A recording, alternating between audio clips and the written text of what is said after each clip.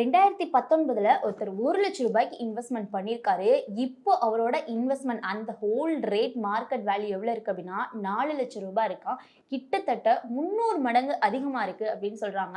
So இந்த investment வந்து என்ன மாதிரியானது, அதே மாதிரி இது ஸ்டாக் மார்க்கெட்டும் இல்லை, கிரிப்டோவும் இல்லை, இது வந்து பியூர் கவர்மெண்ட் ஸ்கீம் அப்படின்னு சொல்றாங்க. ஸோ அது என்ன கவர்மெண்ட் ஸ்கீம், இதனால எவ்வளோ பெரிய இம்பாக்ட் வந்திருக்கு, ஸோ எப்படி இவருக்கு இவ்வளோ மடங்கு வந்து ஜாஸ்தியா ரிட்டர்ன் வந்திருக்கு அப்படின்றத இந்த வீடியோல பார்க்கலாம். 2019 கவர்மெண்ட் ஒரு ஸ்கீம் அனௌன்ஸ்மெண்ட் பண்றாங்க, சாவரின் கோல்டு பாண்ட், அதாவது SGP.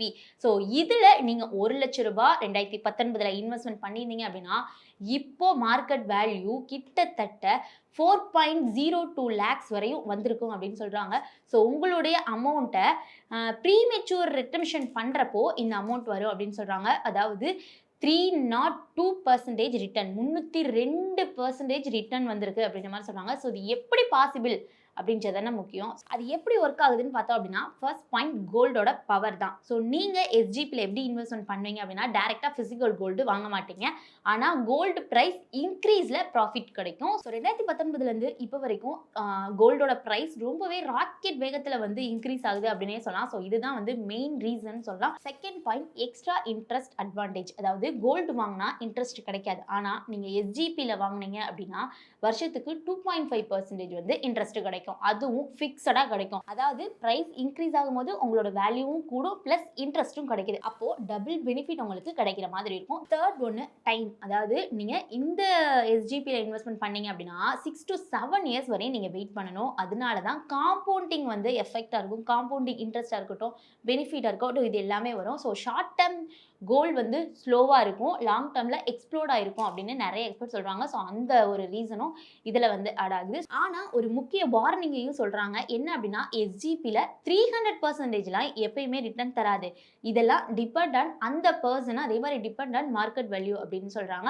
ஸோ நீங்கள் எப்போ வாங்குனீங்க, கோல்டு சைக்கிள் எப்படி இருக்குது, அதே மாதிரி எவ்வளோ நாள் நீங்கள் ஹோல்ட் பண்ணியிருக்கீங்க அப்படின்னு எல்லாத்தையும் கால்குலேட் பண்ணி தான் உங்களுக்கு ரிட்டர்ன்ஸ் வரும். ஸோ லேட்டாக வாங்குனீங்க அப்படின்னா, அதாவது ஒரு டைமில் கோல்டோட ப்ரைஸ் இறங்கியிருக்கும், கோல்டோட ப்ரைஸ் வந்து இன்க்ரீஸ் ஆகிருக்கும். ஸோ இந்த மாதிரி நேரத்தில் நீங்கள் லேட்டாக வாங்கியிருந்தீங்க அப்படின்னா சேம் ரிட்டர்ன்லாம் வராது அப்படின்ற மாதிரி சொல்கிறாங்க. ஸோ எஸ்ஜிபியோட ரூல் ஃபஸ்ட்டு தெரிஞ்சுக்கோங்க. அதில் 8 வருஷம் நீங்கள் ஹோல்ட் பண்ணணும். இன்வெஸ்ட்மெண்ட் பண்ணதுலேருந்து 8 வருஷம் நீங்கள் ஹோல்ட் பண்ணணும். செகண்ட் ஒன், 5 வருஷம் கழிச்சு நீங்கள் வந்து எக்ஸிட் பண்ணிக்கலாம் அதில். ஸோ அதே மாதிரி டேக்ஸ் அட்வான்டேஜ் என்னன்னு பார்த்தோம் அப்படின்னா, 8 வருஷம் நீங்கள் ஹோல்ட் பண்ணால் மட்டும்தான் உங்களுக்கு டேக்ஸ் கிடையாது.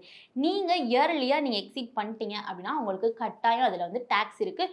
ஸோ இதுதான் வந்து பெரிய அட்வான்டேஜ். ஏன்னா டேக்ஸ் வந்து இருக்காது அப்படின்னா நீங்கள் ஹோல்ட் பண்ணாமல் தான் அது இருக்காது.